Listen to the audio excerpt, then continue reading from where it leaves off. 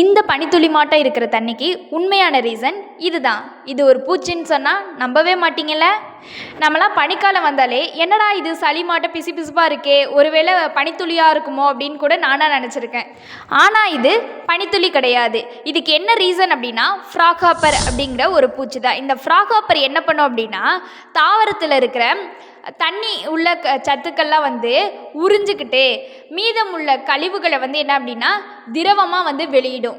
இந்த திரவம் வளவலன்னு இருக்கிறதுக்கு என்ன காரணம் அப்படின்னா புரதமும் பாலிசாக்கரைடும் ஒன்று சேர்றதுனால இந்த திரவம் வளவலன்னு இருக்குது. இந்த பூச்சி தன்னோட கழிவுகளை வெளியிடும் போது அந்த திரவமும் காற்றும் சேர்ந்து ஒரு பபிள்ஸ் மாட்டம் ஒரு அமைப்பை உருவாக்குது.